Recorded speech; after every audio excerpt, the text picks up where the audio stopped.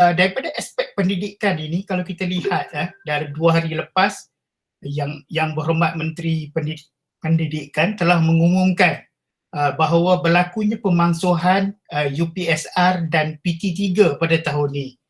Jadi ini maksudnya apa? Ini menunjukkan apa? Ini indikator ini kepada kita semua. Kepada kita yang mana bagaimana kita nak berdepan dengan pelajar kita selepas tempoh PKP ini, dan bila mereka naik semester nanti, kalau peperiksaan perdana pun dimansuhkan, kemungkinan kita punya peperiksaan akhir pun kita kena fikirkan mungkin tidak ada secara formal yang macam selalu kita buat. Jadi betul lah bertepatan dengan bengkel ni, kita cuba mencari satu solusi, satu cara atau kaedah bagaimana nak kita bergerak ke arah itu. Okay? Jadi kalau kita lihat dalam efek kesan ataupun impak COVID-19 ini, berlaku perubahan normality daripada normality A kepada normality B, yang mana yang amat berhormat Perdana Menteri kita kata new formal ini tadi. Okay? New formal kita ni, nak tak nak kita kena terima. Sekarang kita dah beranjak daripada normality biasa kepada normality yang baru yang kita rasakan yang perlu ada dalam keadaan sekarang.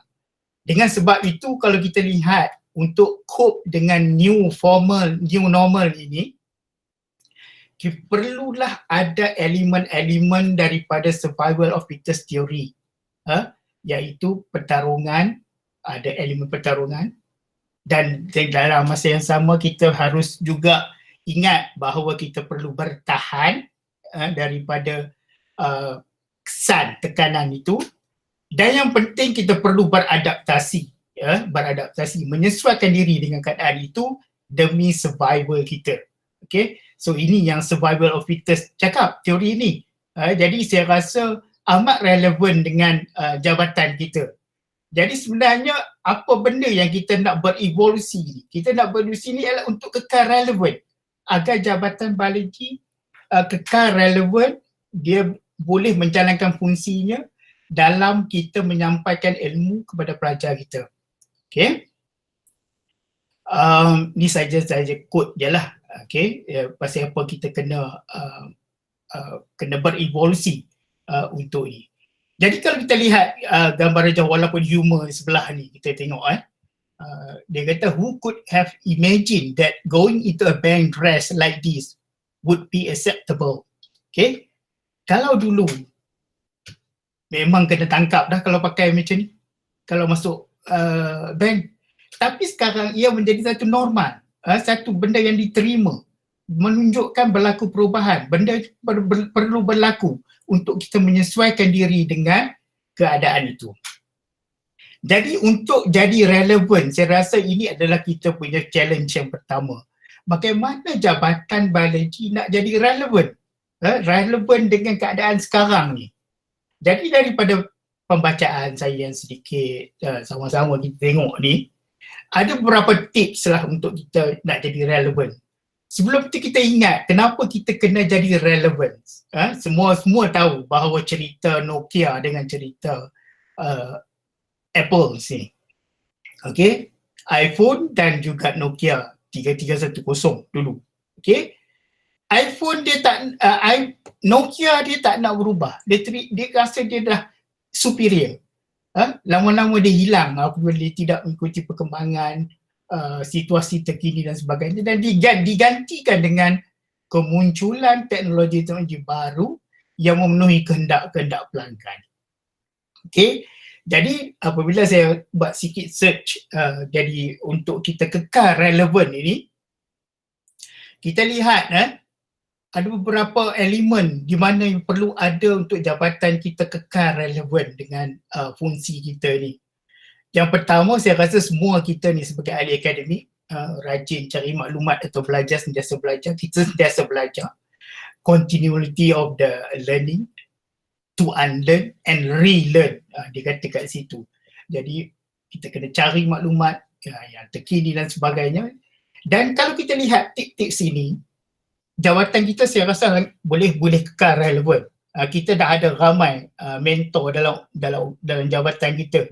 Contohnya kita ada kita punya tenaga pengajar yang bertugas di luar daripada jabatan yang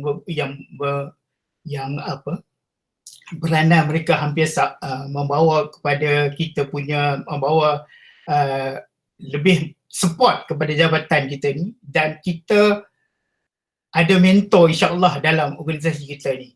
Dan mentor ni juga seharusnya boleh dia dimentorkan oleh orang lain juga. Jangan anggap kita dah jadi mentor, kita tak boleh dimentorkan. Jadi kita mentor sama-sama kita. Jadi dengan sebab itu organisasi atau jabatan kita menjadi kuat. Dan seterusnya membina jaringan kepintaran ataupun networking lah. Ni semua orang tahu bahawa kita ni kita ada kita punya sumber-sumber di luar jabatan sana dan boleh kita gunakan. Kemudian sentiasa berubah, change, up to date untuk kita cope dengan di keadaan macam saya kata tadi. Okay, so pilihan kita, adakah kita nak kekal cara lama ataupun kita nak ikut peredaran semasa. Ini terpulang pada kita. Tapi saya rasa sebanyak kita di jabatan ni memilih untuk up to date, untuk berubah, untuk melakukan sesuatu yang baru supaya memenuhi kehendak klien kita. Dan seharusnya semestinya kita ni adalah orang yang risk taker ataupun orang yang boleh ambil risiko. Sebab sesuatu yang baru kadang-kadang dia mempunyai risiko sebab kita tak tahu.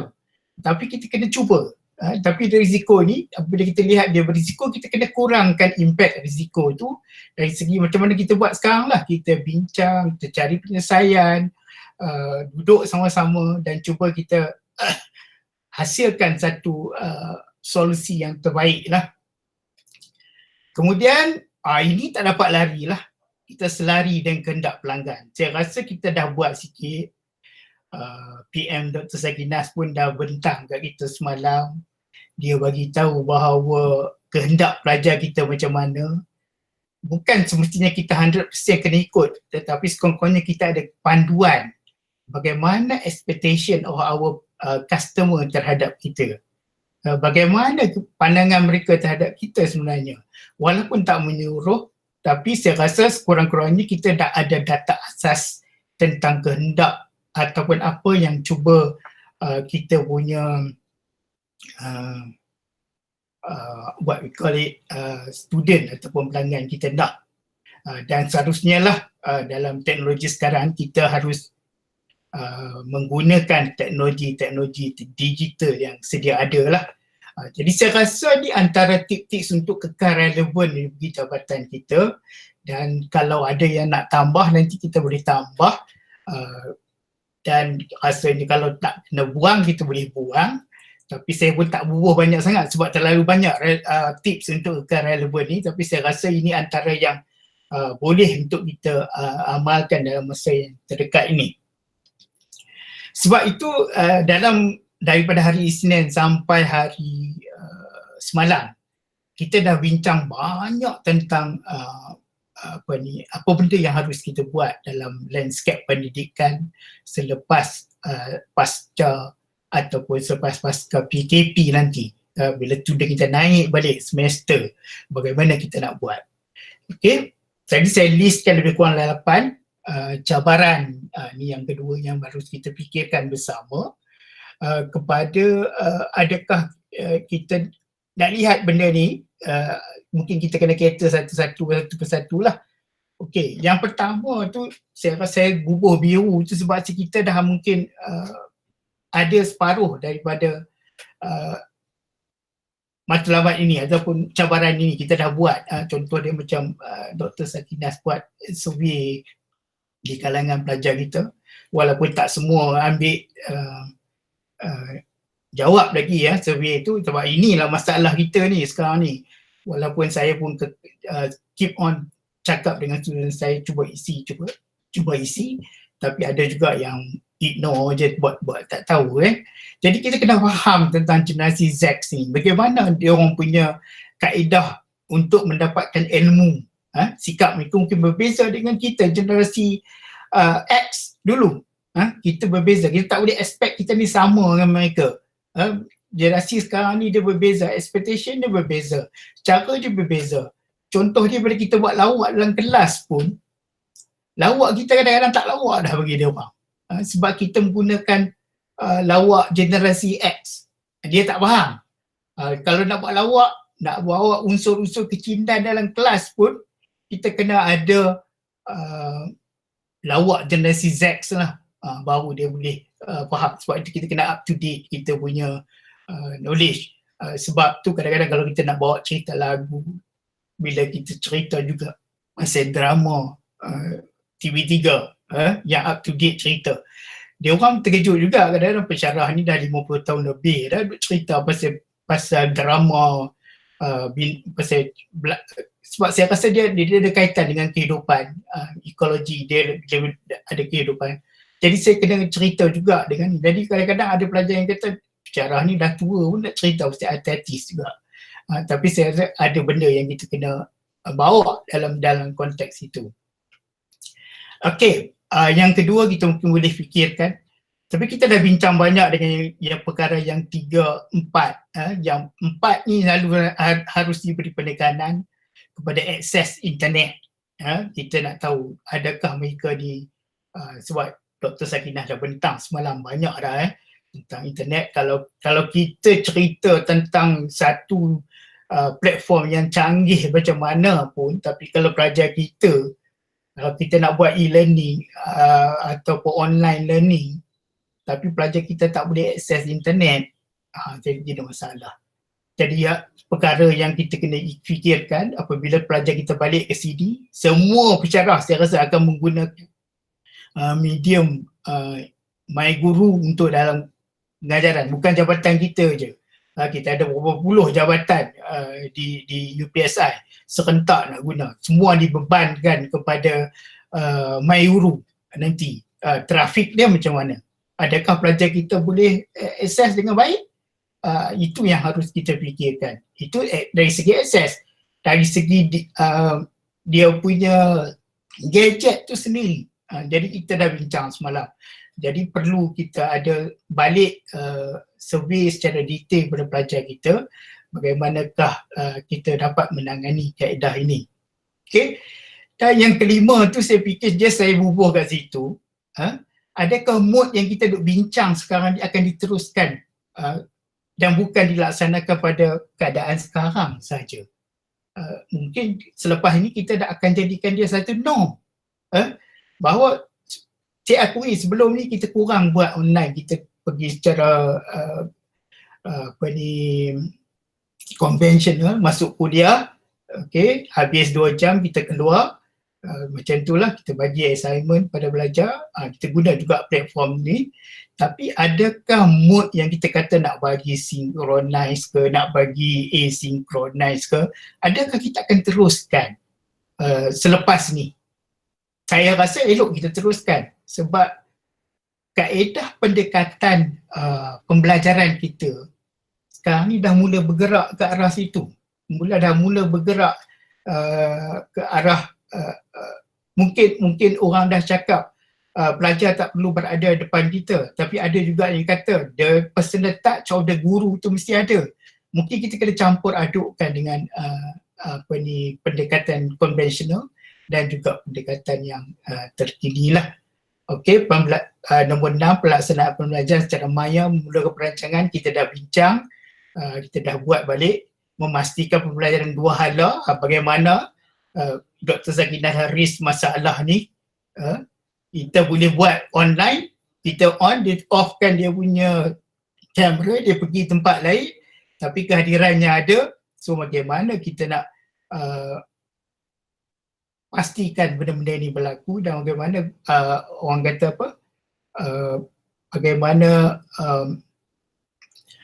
pelajar kita dapat bersama dengan apa yang kita tak nak kita sendiri yang syok sendiri duk cakap pan-pan macam saya sekarang ni lah, sedang bercakap, tidak ada satu respon pun kat luar.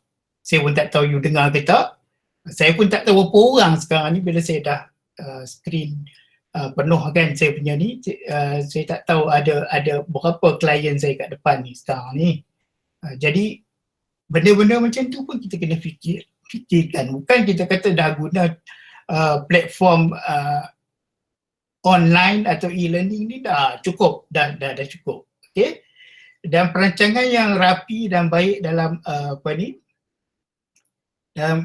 untuk memenuhi kesetaraan dan memenuhi CLO kita. Yang ni banyak kita bincang. Dr. Syakirah dah bawa benda-benda ni. Dan ini kita boleh duduk dan kita bincang bersama dalam kumpulan kecil yang dikatakan kita dah bentuk kumpulan kecil, dan saya rasa kena ada siri kedua bengkel selepas perbincangan di mana kita akan bincang balik hasil-hasil jabatan dan kita kongsi bersama.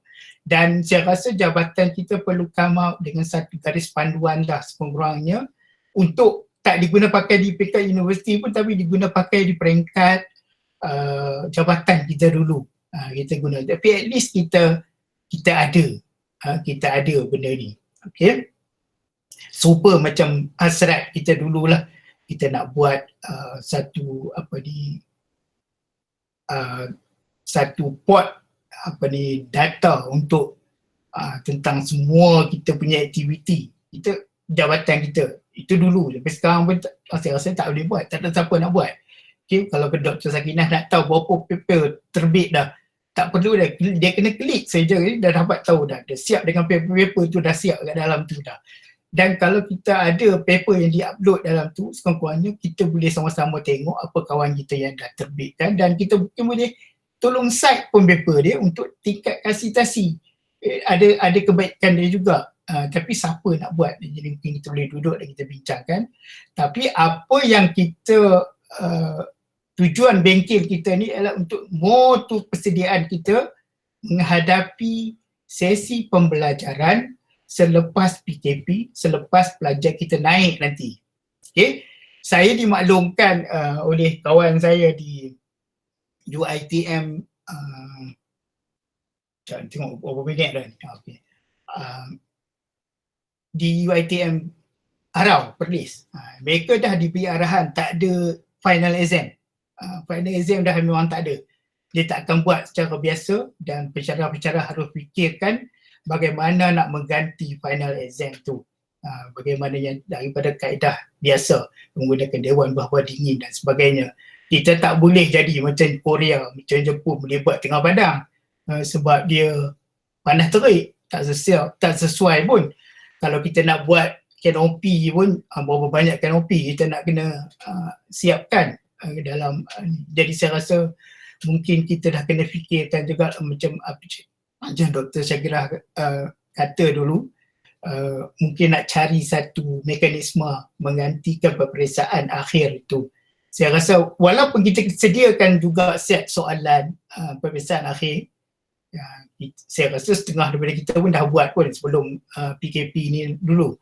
Okay, itu plan A. Tapi saya rasa more to plan B lah sekarang, bagaimana kita nak buat. Okay, sebelum tu, sebelum saya akhiri kitanya sikit introduction ni, saya buat sebab kita lebih concern kepada PMP kita dan juga assessment. Kita dah bincang dua benda ni yang lebih fokus. Jadi saya asingkan kepada zon hijau, zon kuning dan zon merah. Kalau kita kata macam di bahagian kecemasan hospital, zon merah ni kita baru beri perhatian lah. Okay, kalau zon hijau ni tak ada masalah, kita boleh jalan. Kalau kita nak buat penyampaian kuliah secara online ni, saya rasa semua orang boleh memilih lah, sama nak async ke nak synchronize ke, itu terpulang kepada pensyarah. Saya rasa itu tak ada isu. Kita dah ada banyak platform boleh digunakan. Kita bukan nak kata synchronize lebih baik ataupun async lebih baik, tapi saya rasa itu kita boleh lakukan.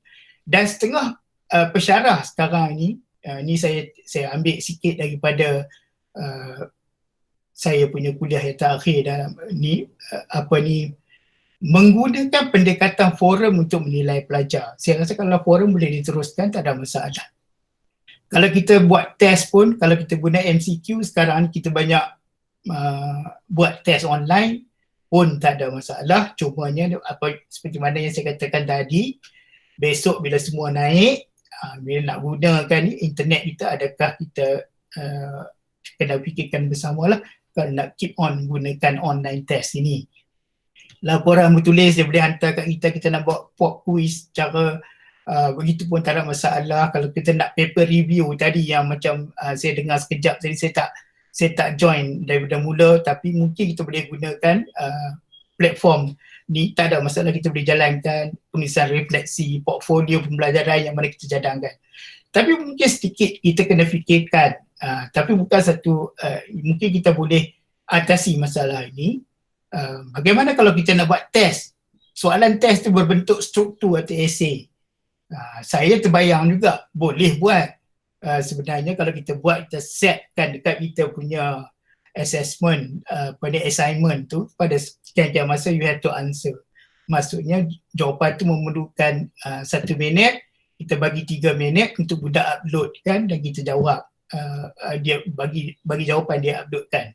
Saya tanya pelajar lah, saya dah tanya, kalau you nak upload you punya bahan ke MyGuru berapa lama? Dia kata sekejap ya, tak sampai 1 minit. Itu kita kena fikir masa tidak ada trafik yang tinggi. Tapi kalau trafik yang tinggi, adakah kita nak buat juga test yang berbentuk struktur dan esei ni?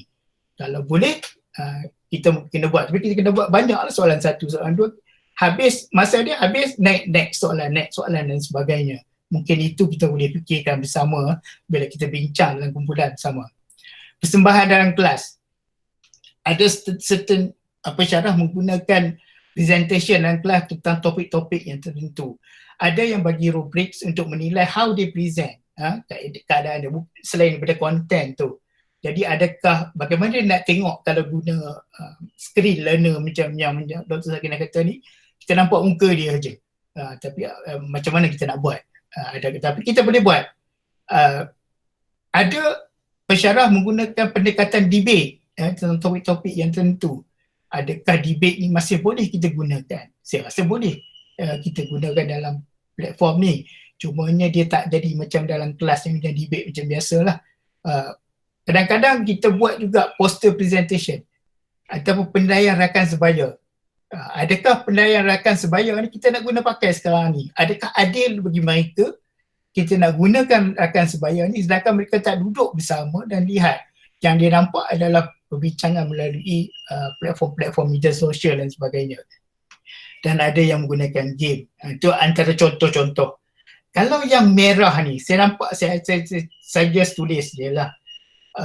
Sebab ada timbul beberapa pertanyaan tentang setengah pensyarah menggunakan kaedah ujian pada makmal tu. Maksudnya buat makmal, the end of the makmal session tu ada ujian, ada test.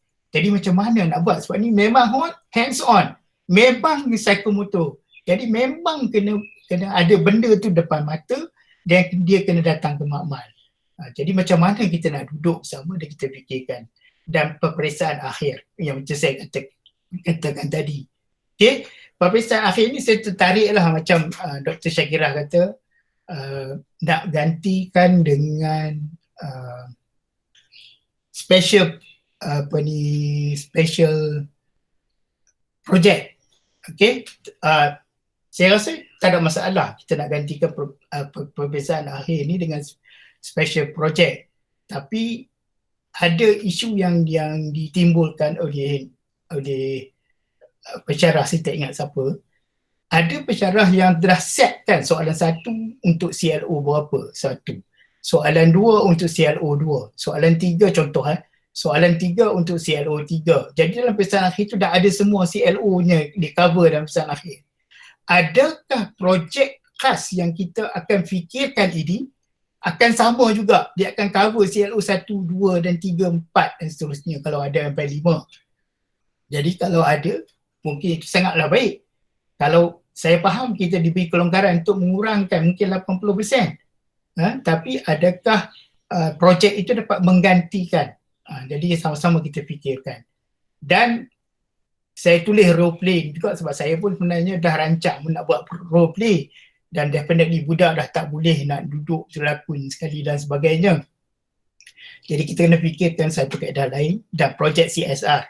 Projek CSR ni saya masukkan juga sebab saya punya CLO 3 khusus tentang projek CSR. Dia tulis menjalankan projek CSR. Jadi CLO ni kata menjalankan. Jadi macam mana saya nak jalankan dalam keadaan sekarang ni? Ya, saya tengah bincang dengan pelajar-pelajar saya macam mana nak run juga projek ni. Jadi nak jadikan macam mana nak jadikan dia secara maya tapi dia berbentuk CSR. Jadi mungkin saya pun perlukan input daripada rakan-rakan bagaimana kita nak merealisasikan benda ni. This is a challenge for us lah semua. Dan semalam pun kita dengar tentang kerja lapangan, banyak kita punya khusus tentang kerja lapangan ni. Memang definitely ada body contact masa kerja lapangan, dan memang saya rasa universiti pun tak galakkan kita dah pergi kerja lapangan kot. Sebab kalau dulu perlukan 2 bas dah jadi 4 bas atau 5 bas. Nak duduk jarak dia jauh bas. Saya rasa tak mungkin bas disediakan kepada kita dengan begitu banyak. Jadi mungkin kerja lapangan ni adalah satu yang saya rasa hampir mustahil nak kita buat dalam masa yang terdekat. Tetapi kita tak tahu, mungkin sebulan 2 bulan akan datang benda itu dah jadi normal. Okay. Dan juga samalah semacam CSR mini authentic project, ada yang nak buat authentic project sebab sekarang ni ada sulam lah dan sebagainya, kita nak buat benda-benda itu. Jadi adakah kita boleh letak benda ni sebab yang mana ada direct contact dengan kawan-kawan mungkin jadi satu masalah sikit lah. Jadi marilah sama-sama kita fikirkan bagaimana kita nak buat, bukanlah maksudnya kita nak cari jalan mudah saja, tapi yang betul-betul kita boleh fikirkan, yang betul-betul boleh mengukur CLO kita, dan kita punya assessment tu betul-betul yang kita assess lah pada pelajar. Tak adalah kita buat just lepas batuk di tangga, kita nak jangan tak buat sudah orang kata. Sebab tu saya kata kita balik kepada relevantness tadi tu, relevansi kita punya jabatan tu. Dan saya banyak berterima kasih lah kepada mereka yang telah mengambil inisiatif untuk mengadakan bengkel ni, sebab this is a good start for us. Kita masih ada lagi 2 bulan kurang lebih untuk sebelum kita bersedia sepenuhnya dengan dan menerima kehadiran pelajar. Okay, mungkin itu sikit saja daripada saya. Dengan itu saya sudahi presentation saya ni. Saya minta maaf lah kalau tak memenuhi kehendak dan expectation kawan-kawan. Tapi saya nak kita fikirkan, kita skop perbincangan kita sekarang ni menjurus more to PNP and assessment lah. Jadi kita bincang yang itu dulu.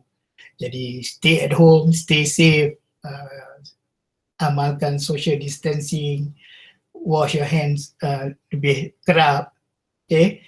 Dan kita sama-sama try to break the change and flatten the curve. Okay, Assalamualaikum warahmatullahi wabarakatuh.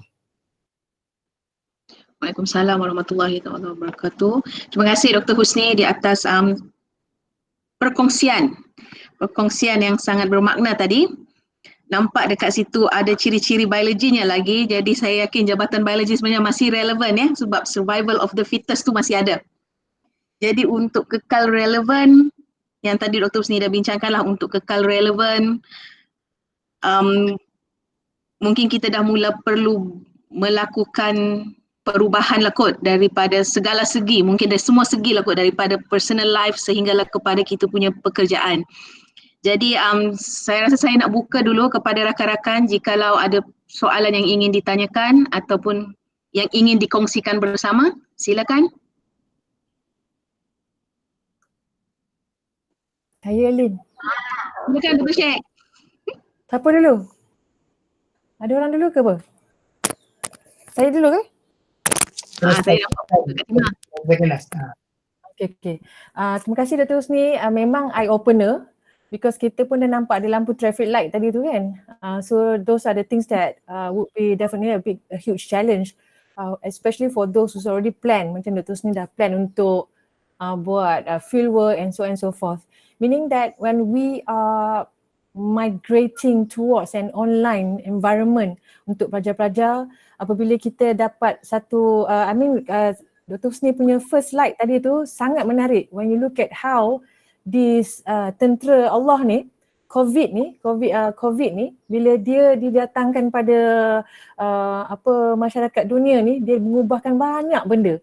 Which is if we look things itu sebagai satu permasalahan, it will be a masalah. For me, mungkin kita tengok benda ni sebagai satu blessing where we can reboot ourselves. Contoh macam tu education kalau kita tengok balik kursus kita, konten-konten dalam kursus kita tu, ada perkara-perkara yang kita akan boleh review balik. Should we do this? Should we not do this? Can they learn this on their own? Should we explain this? What will be the best thing what will be the best thing or the best strategy that we can provide the student with? Meaning that the way we think dah kena ubah. The way we do things should be different.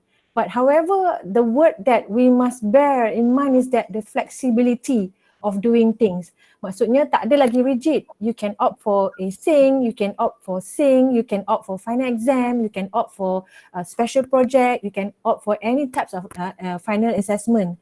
Betul lah tu Dr. Husni, apa yang Dr. Husni katakan tu, I think all of us will be definitely 100% agree with what you said. Because benda tu berdasarkan fakta dan berdasarkan apa yang sedang kita alami sekarang. Persoalannya, bila kita dah mula nak reboot balik kita punya education, reboot balik bagaimana kita berfikir, reboot semula apa benda yang kita lakukan, bagaimana kita fikir, apa yang kita buat, it should be totally different. Dan dulu kita punya yang kita amalkan sebelum ni akan jadi traditional.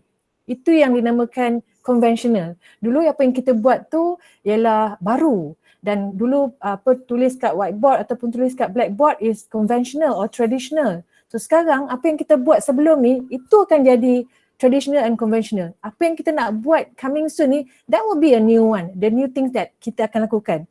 Cuma nak tanya pendapat Dr. Husni jugalah, yang banyak pengalaman di PSI ni, apakah kita punya kurikulum ni boleh sustain dan kekal relevan bermula daripada bila kita naik semester nanti? Should we think of ada tak skill yang kita tak bekalkan pada pelajar untuk menghadapi perubahan-perubahan yang bakal berlaku, yang dia pun tak tahu, kita pun tak tahu apa perubahan tu akan berlaku?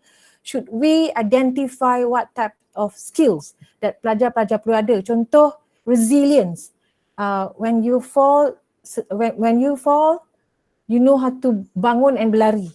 And then should we teach them adaptability, boleh menyesuaikan diri? Sebab ada pelajar-pelajar kita yang dah stress, yang dah cakap dia dah stress out, dia tak tahu dia boleh cope ke tak. They have a lot of concerns for the incoming semester ni. Ada pelajar semester 8 terus ni dia memang risau sebab ni final semester dia. Apa nak jadi dengan this whole thing? So how people mental tu ready untuk all types of changes. And then mungkin kita boleh juga enhance creativity, collaboration, apa lagi? Communication dalam kalangan pelajar. Adakah kita sekarang ni, kursus-kursus kita ni ada membentuk pelajar-pelajar tentang itu, tentang perubahan-perubahan tu? Terima kasih. Terima kasih Dr. Sakinas. Ada kawan-kawan nak respon ke? Mungkin ada juga yang ni Dr. Masyiah lagi experience daripada saya tentang dekat UPSI ni. Tapi memang sebenarnya saya sentuh sikit dulu, mungkin Dr. Masyiah nak sentuh kemudian. Kita punya silibus ni sebenarnya kita lebih terikat pada sekolah sebab kita buat ISMP. Okay? Jadi apabila kita terikat dengan sekolah, kita lihat kurikulum yang terkini. Bila sekolah tambah, kita tambah. Kalau sekolah kurang, kita kurang. Jadi itu jadi masalah kita ni sebab kita menyediakan kurikulum berdasarkan kepada klien, kepada pihak yang lain. Jadi sebab kita nak menyediakan mereka menjadi guru kan nanti. Jadi kalau silibus tu ada satu benda, kita kena fikirkan bahawa dia tidak tertinggal bila kita sampaikan kepada pelajar kita. Tetapi saya agree dengan apa yang Dr. Sakinah cakap tadi. Mungkin ada elemen-elemen skill. Dan sebab selama ni kita bagi knowledge tak ada masalah. Kita bagi pengetahuan. tapi skill kita memang kurang. Sama macam pelajar diploma sains kita pun, kita tak bagi skill, kita bagi knowledge. Kan, jadi sebab tu bila nak apply pada kehidupan kat luar ni agak macam susah sikit lah. Bukanlah kata susah, tapi dia kena adapt diri dia. Saya nampak benda tu sebab kita walaupun sekarang ni orang lebih bercakap tentang skill, bagaimana nak solve problem, bagaimana nak cater dengan keadaan yang tak diduga. Walaupun memanglah cikgu ni kadang-kadang kita kata dalam masa penilaian LM pun ada menangani masalah di luar yang tak dijangka, bagaimana mereka menangani. Tapi tak semua tak sepanjangnya berlaku masa kelas macam tu. Tapi the real in our life ni sebenarnya mungkin kita boleh fikirkan bersama, dan saya rasa to enhance the skill ni kita boleh create banyak kita punya course kita punya selain perpesaan tu tak boleh, itu kognitif lah. Tapi kalau kita createkan lebih banyak elemen-elemen untuk mengasah skill ni pada mereka, kita berduduk sama-sama, kita buat dan kita serakkan lah. Maksudnya kita serakkan ikut khusus. Dalam pelajar biologi dia kena ambil certain khusus. Jadi dalam setiap khusus ni kita dah kena ada elemen yang Dr. Saki dah sentuh tadi. Saya rasa boleh kita buat, kita duduk bersama lah, sama-sama. Saya pun ada beberapa tahun lagi ni sebelum nak pension ni, saya pun seronok juga kalau ada legacy untuk tinggal benda ni, kita rasa ada something kita boleh bagi kepada pelajar kita. Sebab kalau kita tengok pelajar-pelajar kita yang, saya cakap tu terang, pelajar-pelajar yang lama dulu, yang batch awal 2000, yang mula-mula kita ngajar dulu, mereka sekarang sampai sekarang duk hormat kita lagi. Tapi beza sikit lah dengan pelajar sekarang ni, mungkin kita ni dah generation gap kot, jauh sangat. Sebab nak pergi minum teh tarik pun susah sikit lah dengan dia orang ni. Dia kurang sikit, dia macam habis kelas, habis semester dia macam tak ada bonding lah tau. Kita dah tak ada bonding. Tapi bagi pelajar-pelajar lama dulu, saya rasa masih ada bonding. Dan dia orang masih say hi kat saya sampai sekarang. Dan tapi yang lepas ni nampak lah, bukanlah kita rasa kita di kat ni, tapi saya rasa lain sikit. Tapi itulah jenazah Z tu. Mungkin ada kawan-kawan lain nak tambah. Saya tengok mic dah on Dr. Masyiah, mesti nak tambah tu. Okey, bersedia kah? Okay. Terima kasih terus ni, terima kasih Syakinah. Cerita dia macam ni sebenarnya dalam pembentukan satu kurikulum. Alhamdulillah saya involve dalam penggubalan kurikulum awal-awal dulu masa universiti, dan juga untuk persekolahan. Alhamdulillah saya rasa saya involve daripada mula-mula KBSM sampailah sekarang kepada DSKP. Dan memang benar ada elemen yang Dr. Husni nyatakan sebentar tadi, di mana kita ni macam pak turut.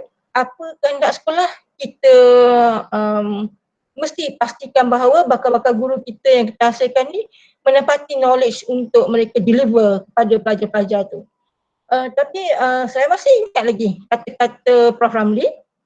Dia selalu kata pada kita, ingat apa juga yang kita letak dalam konten dalam kursus yang kita sediakan, tak semestinya dia mesti 100% menurut kepada apa yang ada di situ.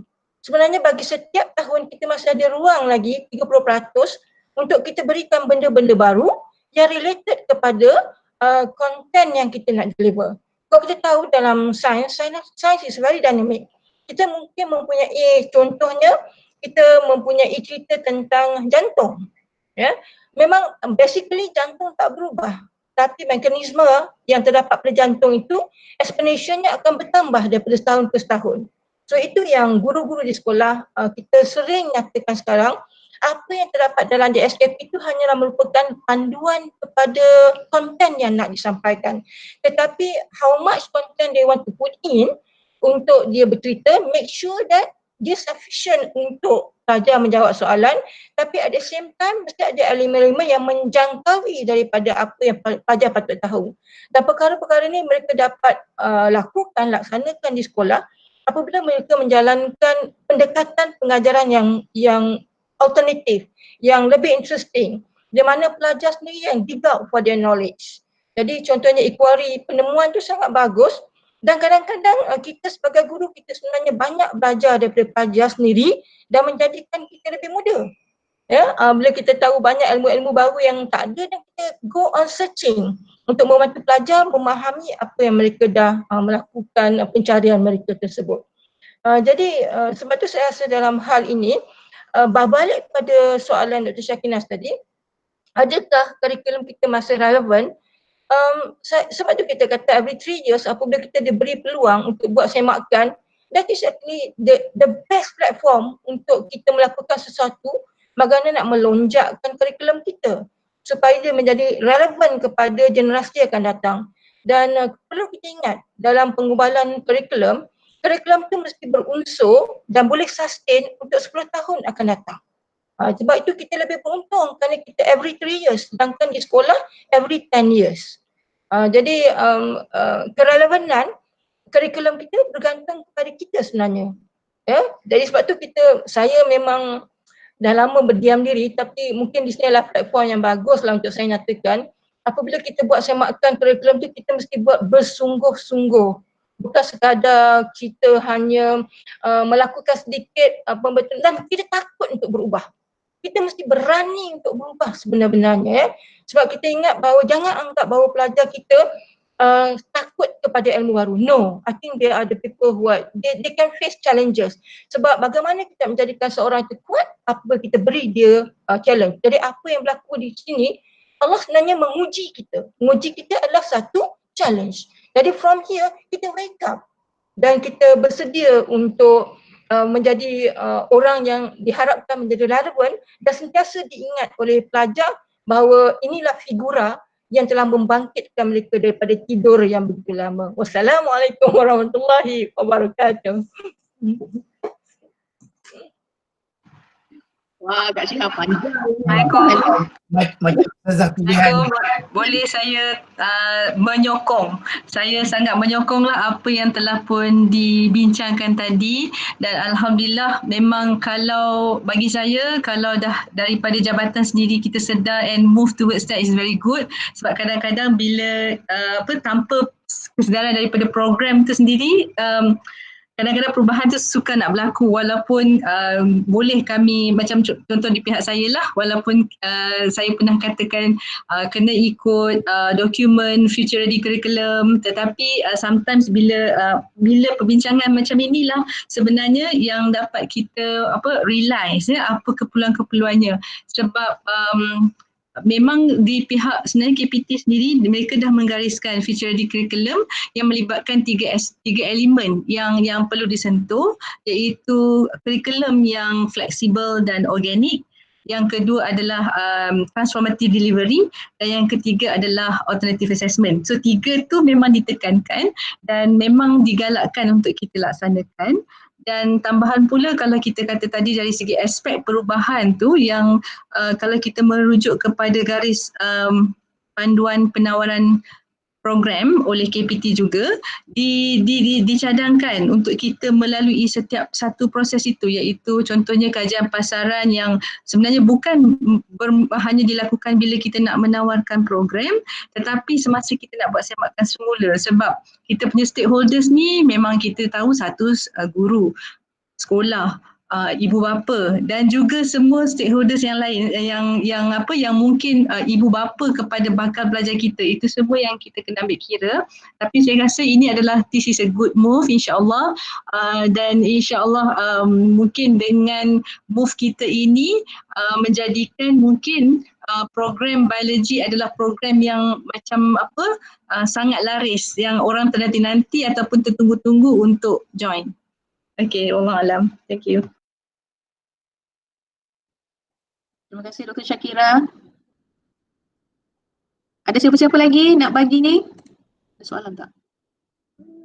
Tak ada. Hari terakhir Alin bagi semua peluang untuk bercakap seorang-seorang. Silalah, betul-betul. Kot-kot lah kan lama tak bercakap. Bolehlah kita buka pada setiap seorang untuk kita orang nak dengar suara. Bagilah. Tambah sikit Alin, tambah sikit. Sila. Okay, regarding perubahan-perubahan tu kan, kita juga bila kita buat perubahan tentang satu dokumen tu, kita kena buat future study. Kita jangan show out sendiri. Dulu saya ingat waktu kita ni cerita mengimbau kenangan lama lah.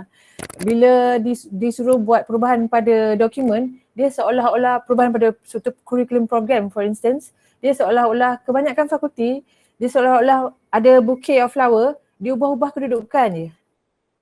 So ya, apa yang kita ni adalah mengubah keseluruhan bouquet tu ya, supaya sesuai kepada future. For instance kan, kalau kita tengok World Economic Forum punya projection, dia menganggarkan pada berapa tahun yang akan datang, tak lama we will move to automation. Sekarang pun kita tahu orang cakap industrial 4.0 bla bla bla bla. This automation and the job out there nanti, it will be a gig economy. Gig economy tu apa? Kita takkan ada nanti kita akan capai pada satu ketika nanti bukan ada permanent job. It's not tenureship anymore. Bermakna katakan nanti cikgu dia boleh datang upon demand. Ada dia datang sekolah ni, dia akan ajar datang upon demand. Nanti dia boleh pergi sekolah lain pula. Dia akan do banyak job at one time. Cikgu juga akan tak semestinya profession dia guru saja. So be aware of kita punya future kids nanti tu, they will face this kind of economy, gig economy. Jot down GIG, gig economy. Dan apabila kita akan menghadapi challenge macam ni, I think for our punya curriculum pun should be more like flexible in a way that we no longer maybe tak perlu lagi biologi ijazah sarjana muda pendidikan biologi. Mungkin yang tu dah tak perlu lagi dah. Mungkin we have to come up with a program yang mana like a T-shape punya curriculum. Apa maksud T-shape punya curriculum ialah bahagian T yang atas tu ialah the one that involved in cross-cut knowledge. And then tiang T tu, it become like a very deep disciplinary courses. Maybe we can dah move ke arah yang tu dah. If not to become one solid program for biology, I think looking at the surrounding and then Allah bagi kita duduk dalam satu confinement macam ni, macam memberi kita lebih banyak idea how to make sure that we can survive. Mainly not for us. Kita semua umur-umur kita tak tahu bila kan, tapi for our future generation ini, depan saya ni, tepi ni, belakang sana tu, these are the future, the faces of the future, and they are going to face challenge yang bukan macam mana kita hadapi sekarang. Therefore saya menyokong apa yang dikatakan oleh Dr. Husni, apa yang dikatakan oleh Kak Masyihat, these are all my mentor, these are all my sifu. And then apa yang dinyatakan oleh Syakira, kalau dulu Mak Pia, Kak Z, these are all our guru. But then dia punya pesanan kita, macam Kak Syah sebut Prof. Ramli, pesanan dia pada kita tu, waktu kita tu, dia sendiri tak hadapi tau. Sekarang kita hadapi tentang online learning. Kalau ingat, kalau Kak Z sekarang dia standard kat Kuantan. Dia tak ada kat Kalumpang ni. So the fact that Kak Z pun pernah berceritakan tentang keperluan-keperluan ni, which masa tu kita belajar, but now kita kena go for hands on. A very simple example apa yang berlaku pada kita ni lah. So therefore I think when we move towards or we migrate towards online learning ni, perkara yang penting yang perlu ada dalam pemikiran semua orang, termasuk saya, especially I like the word succinct. Succinct macam ni succinct je. SUCCINT. Succinct. Curriculum kita kena succinct. Meaning that konten yang kita letak tu betul-betul penting.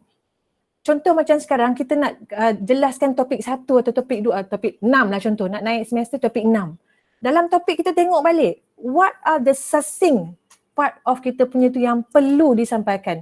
So itulah benda yang online ni, walaupun dia nampak besar, when it's aligned, ada part-part yang penting saja kita letak. So benda-benda yang essential yang kita letak, yang crucial, yang critical yang kita letak. Bukan overloaded, overcrowded with assessment and with things. Because why? As Dr. Husni cakap tadi, we are dealing with Z generation. These people, they are good in texting. They are good in just using fingertips to get knowledge. They can get knowledge on their own. Kak Shimah pernah sebut macam tu. Biar budak-budak ni memang pandai, dia boleh cari maklumat sendiri. So we have to allow them to do that. When we ask them to do that, I mean that we don't have that burden or overloading of work and overloading of them to learn because they have their own capacity of doing things. Tadi saya nak cakap apa satu benda tapi saya terlupa. Never mind. Okay Aileen, sekian. Terima kasih Dr. Sheikh. Panjang aku cakap. Tak apa. Kita orang nak belajar. Yang lain, rakan-rakan yang lain? Kak Syiha ada nak tambah Kak Syiha? Orang pakar ni. Susun Tak ikut tahu. huruf. Azmi, Adib, Azi, Wong, Kak Yati, Nurul, Aida. Adib, ada nak cakap apa-apa Adib? Nak bagi motivasi ke? Motivasi ke? Open mic kan semua orang bersuara. Boleh nak pun. Jangan malu-malu. Bersuara itu ada nasi. Okey, Assalamualaikum. Waalaikumsalam. Boleh dengar ke? Boleh. Okey, yang ni terkeluar sikit dah tapi memang ada kena-mengena juga daripada apa yang kita bincangkan selama seminggu ni. Saya menyokong penuhlah apa yang dibuat oleh jabatan kita dan saya ucapkan tahniah lah kepada KJ dan semua rakan-rakan yang terlibat secara langsung dan tak langsung lah dalam menjayakan bengkel ni. Saya pun on off lah join bengkel ni. Apa yang Dr. Husni bincangkan pada pagi ni pun memang sangat menarik lah dan sangat bertepatan. Yang saya nak sampaikan ini mungkin lari sedikit, cuma ada kaitan jugalah baru-baru ni KPT ada war-warkan juga tentang pembukaan geran pasca COVID-19. Yang ni memang ada kaitan juga dengan kita lah untuk kita menyumbang kepakaran. Untuk menyumbang kepakaran kita, terutamanya berkaitan dengan saya tengok kat situ ada banyak skop yang diletakkan hampir 20. Salah satunya daripada kesan terhadap pendidikan dan pengajian tinggi dan juga kesan terhadap implementasi IR revolution ni. Jadi saya menyerulah pada rakan-rakan yang mempunyai kepakaran dalam bidang tersebut untuk menyumbang. Saya daripada pihak RMIC besarlah harapan kami. Sebab kita nak memilih hanya lebih kurang 10 pun kita tak pasti kita boleh dapat lagi ke tidak untuk proposal dimajukan kepada KPT.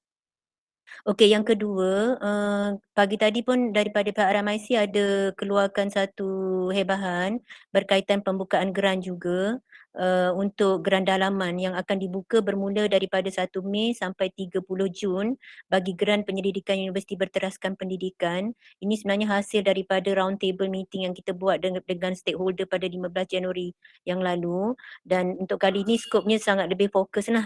Walau bagaimanapun kita ada juga tambah satu bahagian iaitu isu pendidikan semasa PKP akibat daripada penurunan COVID-19 ni. Jadi saya pun menyerulah kepada rakan-rakan semua Kak Syiha, Dr. Sheikh dan lain-lain lah, Kak Nizam yang memang pakar-pakar pendidikan ni lah.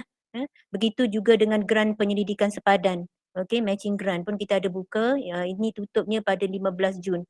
Pun berkaitan dengan isu pendidikan juga, isu pendidikan semasa. So itu sajalah daripada saya. Terima kasih banyak. Terima kasih Dr. Nurjan. Terima kasih di atas pengumuman itu tadi. Saya harap pada mana-mana yang berminat, yang mempunyai kepakaran, kalau kita semualah kot boleh start memikirkanlah, kot boleh menyumbang dan boleh memohon geran-geran tersebut yang dinyatakan tadi. Saya rasa ada dihantar dalam email. Sebelum kita teruskan, boleh tak Dr. Sheikh kita ambil gambar dulu sebab ada Dr. Shakira dia ada meeting pukul 11. Boleh. Boleh? Okey. Sekejap Semua orang duduk masing-masing. Nurjan, tunjuk sikit gambar kau tu. Kalau semua on video. Ya dah. Aziz rasanya tak boleh ni. Muka-muka. Adalah Kak Alin. Alin pergi dekat situ, Alin akan nampak tile kan? Yang kalau dekat setting tu. Korang pergi dekat setting yang 3 dot belah bawah. Nampak tak ini? Alin nampak ada 3 dot sebelah kanan bawah tu, change layout kan? Pergi dekat change layout tu, pergi dekat tiles tu. Kan kita nampak ramai-ramai. Nampak. Sekarang siapa yang ada video tu nampak lah, siapa yang tak ada video tu juga nampak. Yes. Kita buka apa? 3 dot. 3 dot. Ha? Change layout. Dan Macam lewat kan ada tiles kan? Nanti baru nampak muka-muka semua orang. nampak 4 je. Yang lain dah masuk belum? Saya nampak, akak nampak Dato' Husni, KJ, ini siapa? Aziz, Semua, Syakina. okey, bila semua dah sebut, bila semua dah ada, dia kena mention. Dia kena berbunyi. Okey. Macam ni. Kena bunyi untuk activatekan kita punya screen. Video. Kena Video cakap. ramai-ramai. Kena cakap. Kita macam mungkin Saja. Assalamualaikum. Sama. Kita sebut sama-sama 1, 2, 3 tau. Nanti semua akan keluar. Sekejap, akak 4 je. Ada 4 je. Akak nampak 4 je. Nak sebut apa? Nak sebut bio. Itulah. 4 je. Saya rasa dia kena ambil 4 saya rasa. Covid. Nanti. Saya rasa boleh ambil 4 sekali. Okey. Ya, 4 je. Hello, Assalamualaikum. Nampak dah. Salam. Waalaikumsalam. Tak ada pun je. Saya tak nampak orang lain. Ada. Saya nampak 4 orang je. Sini kita. Hello. Dia nampak 4 je. Dia 4. Ada kejap hilang je ada. Maksudnya screenshot kena buat 4 kali 4. Saya rasa gitu. Okey, ready eh? Okay, 4 orang bersuara, 4 orang bersuara. Hello. Alin. Alin? Mana Alin? Hello. Oh, tiba-tiba Zahid ada. Alin. Alin. Askar Rahman. Alin susun nampak Alin? Jangan nama 4 dia sebut dulu. Saya mulakan dengan saya yang paling last slide. Kau screenshot sendiri lah. Apa dia? Kau yang 4 tu screenshot sendiri dia punya screen. Macam mana? Oh, tapi Print kat screen, saya punya bukan yang print screen. 4 tak ada muka saya, tak ada muka pun. Yang kat saya punya 4 tapi tak ada muka kat saya pun, muka orang lain. Tak apalah. Gila-gila tu. Screenshot. Sekejap ambil charger. Print screen kat atas. Okey, tunggu orang ambil charger. Macam mana? Bukan Okey, print screen. rasanya Alin yang tentukan 4 orang tu, lepas tu lepas 4 orang lain. Yang siapa yang shot Alin lah? Alin. Okey, Alin yang ambil lah kan? Okey, 4 orang ni dulu Adib, Okey. Azim, Azmi dengan Kak Nisa. Ya. Jadi orang lain tutup. So, orang lain tutup ke? Orang lain senyap. Yang lain senyap dulu, saya panggil nama ni yang nampak okey. Yang lain tutup dulu. Adib, Azim, Azmi, Cik Nizam. Okey, kejap saya tutup dulu yang lain dulu. Hello. Tadi kan adik kat situ. Kejap. Mana? Rasanya yang lain tu mic dengan video pun kena off. Sebab dia akan activate. Mic dengan video off. Tutup audio dan video. Hello. Hello, diam kejap ni. Ambil ke? Okey, kawan-kawan yang lain yang selain daripada Adib, Aziz, Azmi dengan Kak Nizam, yang lain tu tutup dulu mic dengan video. Apa? Tutup dulu mic, mutekan mic dengan video. Yang tutup kat gambar tu. Alah, dah faham dulu. Tulis. Type itu. Type.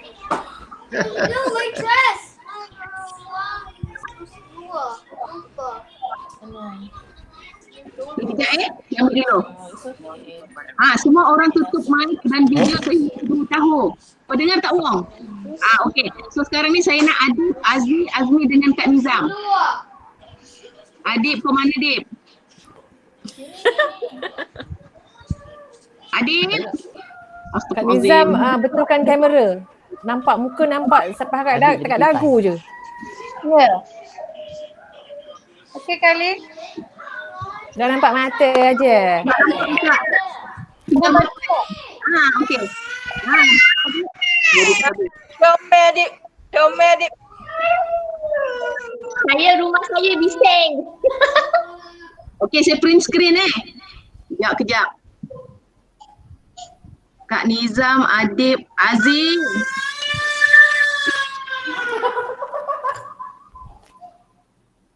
Aziz.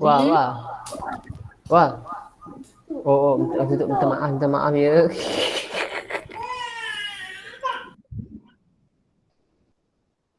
Aziz mana Aziz? Ada Aziz tu. Tak ada. Ada. Okey. Baru ada hilang pula si Adib. Adib. Ya. Kenapa tak nampak Adib? Okey. Ada Kak Nizam. Ya. Ni. Ya. Kenapa tak nampak? Tak ada ya? Boleh Ada. tak Kak Nizam, Adib, Azmi dengan siapa tadi? Aziz cakap serentak. Hello. Hello. Serentak. Hello. Hello. Hello. Hello. Hello. Okey, kejap. Alhamdulillah, settle tu. Okey, settle. Okey. Dah. Ya Kejap.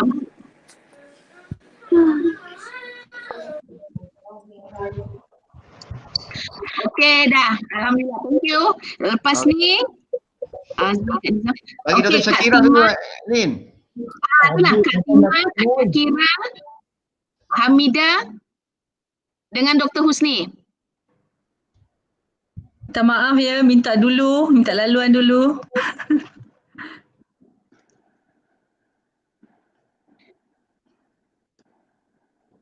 Download dekat Grid tu macam mana? Tak nampak. Tak pandai. Ada yang pandai tak download dekat Grid? Download Grid apa Lin? Ada tadi mesej. Buatlah kalau Nurul pandai. Nurul dah capture dah. Nurul dah capture dah. Nurul dah capture ada dekat WhatsApp. Okey. Yang ni tadi siapa tadi? Kejap. Kak Syakira. Kejap. Kak Tima, Kak Syakira, Mida dengan Dr. Husni. Okay, since Nurul dah boleh buat, saya rasa mungkin kita semua on kita punya video supaya Nurul boleh screenshot semua. Okey. Masalahnya dia punya screen tu tak boleh capture semua. Ada yang kan nampak dahi je. Ya, memang tak boleh Cuba, juga. apa kita try tengok. Boleh tak Nurul bagi tahu. 1, 2, go. Semua on video dulu dengan mic. Okey, semua on video dan mic. Tapi sudah kan? Boleh nampak ke? Assalamualaikum. Boleh. Boleh nampak? Sekejap ada ke tak ada? Mama ambil step yang hitam ni. Semua on video dengan mic dulu. Kita try. Kepada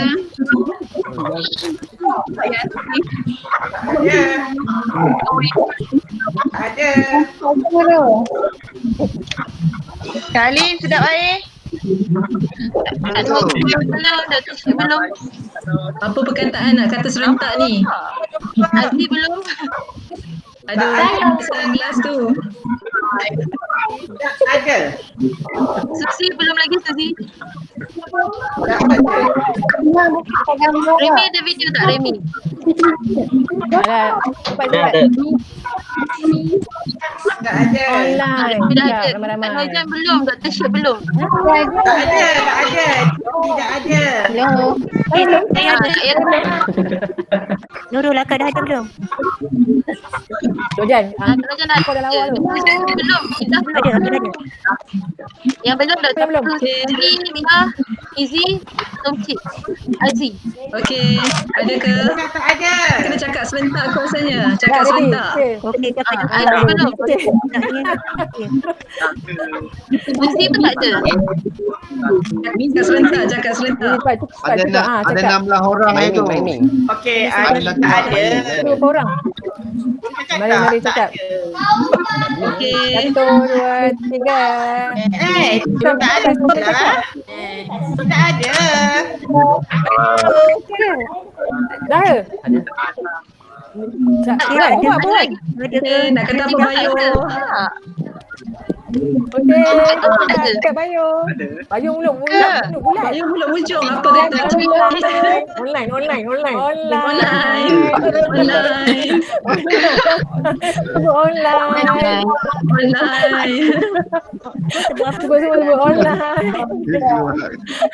Bila online semua sebut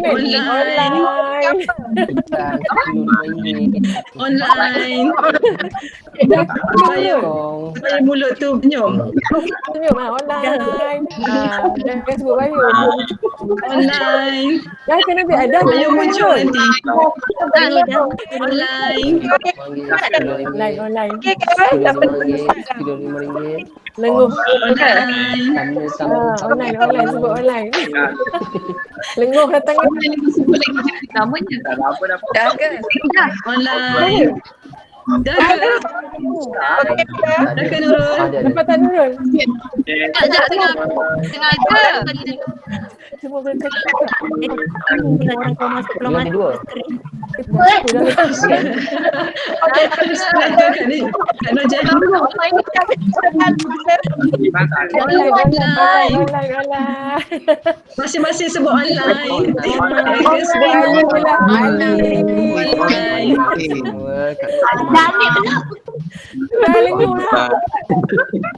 Online.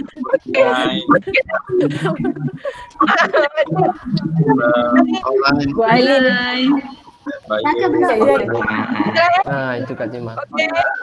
Okey. Dah Nurul? Dah Nurul? Okey, Dah. Okey. Terima kasih semua. Terima kasih. Okey. Terima kasih semua. Saya kena left. Assalamualaikum. Terima kasih, Pak. Lambat 12 minit. Dah lambat ni. Kalau sesi fotografi semua senyap. Sesi fotografi ni semua kena bercakap. Muka ni, muka Mizi.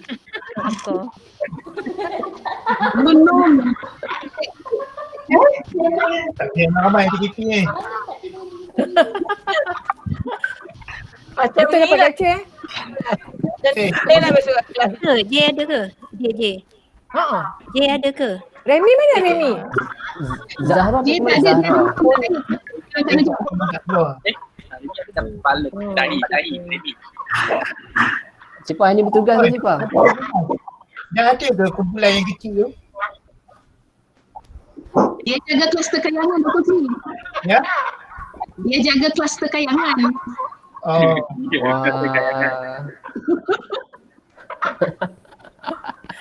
Wah, Wong, tunjuk sikit environment kat situ.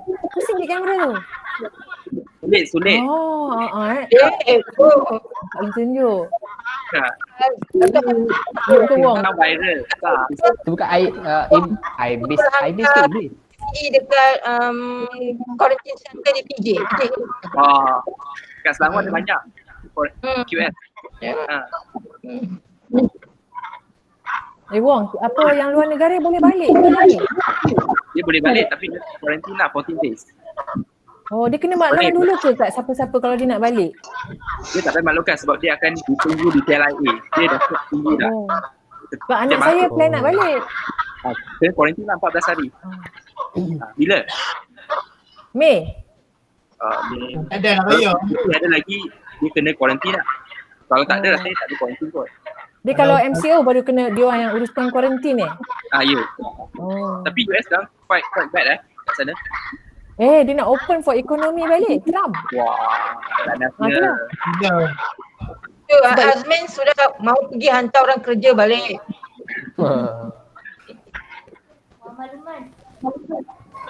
Lin, tak tutup kan Lin? Ada siapa-siapa tak yang nak tutup lagi sebelum kita tutup? Semua dah bercakap. Dah bercakap dah. Okey. Yang grup peer tu mula bila? Alin, yang grup peer tu mula bila? Kalau nak mula sekarang Boleh lah. dah boleh dah. Sebab kita dah tapi habis itu kan ikut subjek kita ke? Akak dengan Nurul tu terpisah pun tak? Tu apa? Kan apa yang peer group tu? Ikut subjek ke? Tak ikut Kak yang Ali mesti rekod itu. ikut yang pilih hari tu tu. Okey. Tutup dulu. Sebab saya kan share dengan Nurul. Nurul grup lain, saya grup lain. Baik. Tak apa, kalau nak join sesama sendiri tak ada masalah, boleh je. Tapi tu yang dipilih bagi yang tu je lah. Tapi elok kalau ada kursus yang sama, yang similar. Senang sikit. Ada Jadi idea. kita pun terus sekali jalan. Okey. Najat Okey. boleh tak? Ya. Apa ni? Ya. Kalau kata akan nak buat research tu akan nak sikit je duit, boleh ke? Tak nak banyak, nak 5,000 je. Untuk apa Kak Tima? Yang pasca yang COVID tu. Oh macam ni Kak Tima, kita ada buka Kak Tima, yang ni Kak Tima mohon tu lah, teruji PUBP tu. Ada tentang COVID, yang lagi satu yang 25K yang tadi tu, itu daripada KPT. Yang daripada KPT tu tarikh tutup 22 April ni. Yang itu isi borang je. Ada borang kita bagi. Sebab yang itu short term research, 6 bulan je. Bidang-bidang dia ada banyak lah skopnya. Banyak. Maksudnya, yang kalau bawah 5,000 boleh lah kot. Kalau itu yang grant COVID-19 kementerian keluarkan tu, daripada dana kementerian tu, minimum 5,000, maksimum 25K. Boleh lah Kak Tima, yang tu. Cuba lah, ada borangnya tu. Kalau yang lagi satu, ada satu apa kita panggil? Satu syarat dia yang dia kata pernah mengetuai satu projek dan telah mesti menunjukkan menyebutkan dengan jaya. Maksudnya telah, kalau grant dana KPM, kalau macam FRGS ke PRGS mesti dah 80% komplit. 80% komplit berdasarkan kepada laporan kemajuan yang pemantauan migrants tu. Kalau dah komplit terus lagi bagus lah, boleh mohon. Dana nasional maknanya dana daripada dana KPM atau dana daripada mana-mana agensi kerajaan lah. Contohnya macam kata ada dapat daripada Jabatan Kemajuan Wanita ke, itu kira agensi kerajaan lah. Kat Sihagan KPP dia ada je. Apa dia? Knowledge transfer program dia ada. Macam tak counter sebagai ni pun nak, sebagai research, itu macam dah ni, kau tak boleh. Tapi kita ada satu yang grant universiti lah.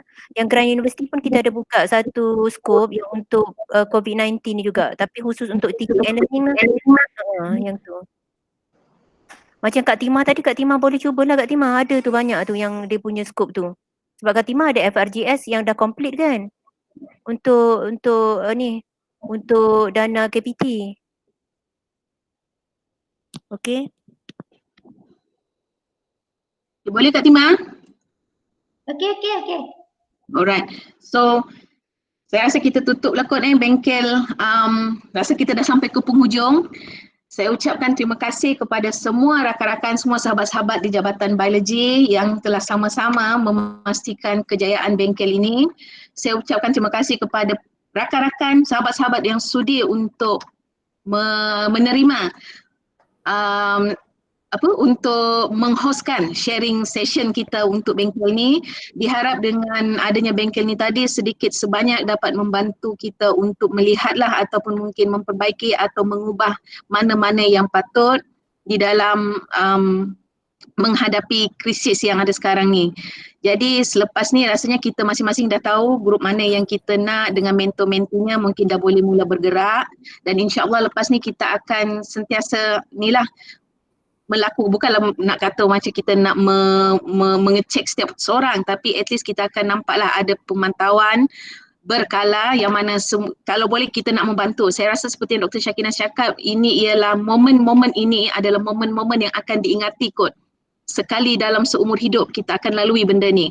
Jadi dia blessing Allah, Dr. Syek.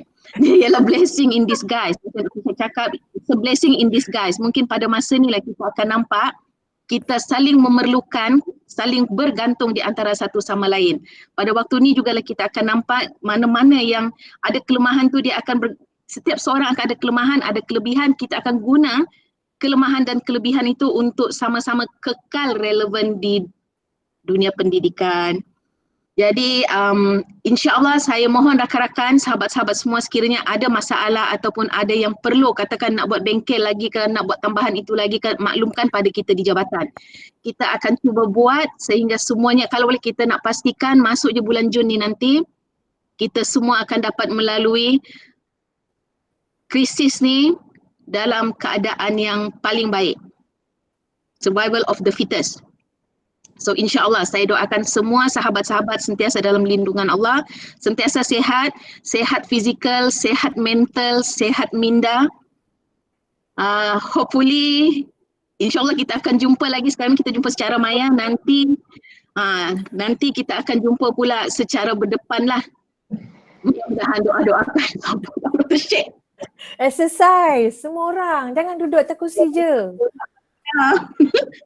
Jadi dengan tu saya ucapkan sekali lagi ribuan terima kasih kepada semua sahabat-sahabat. Saya sayang anda semua dan marilah kita sama mengakhiri bengkel pada hari ini surah Wal-As dan tasbih kafarah.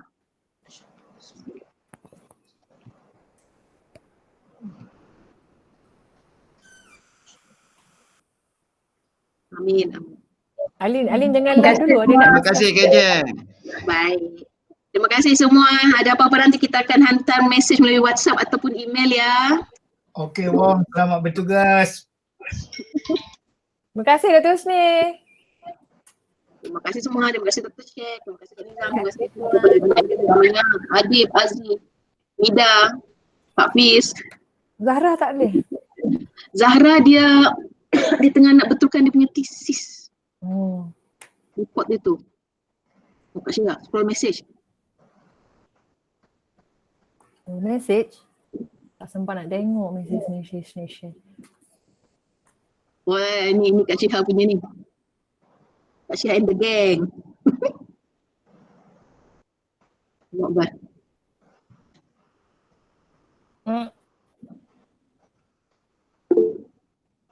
Oh, kat WhatsApp. Tada!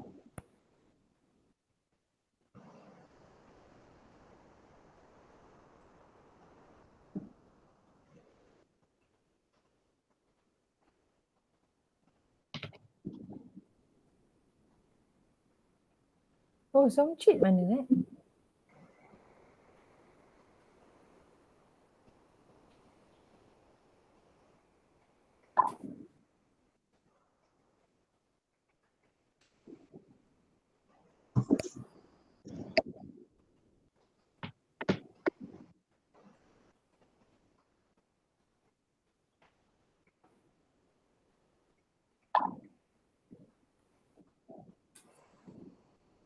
Yo, Dr. Sheikh. Ya. Nanti kita discuss lah. Nanti bagi clear room dulu. Orang belum keluar dalam mesyuarat. Oh.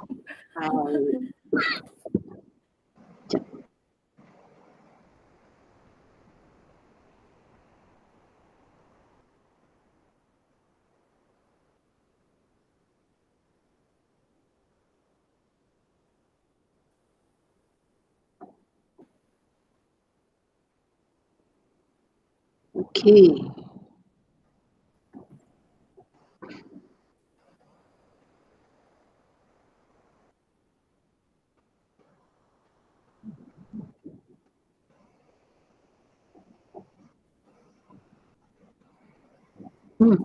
Ada ni record lagi ke ni?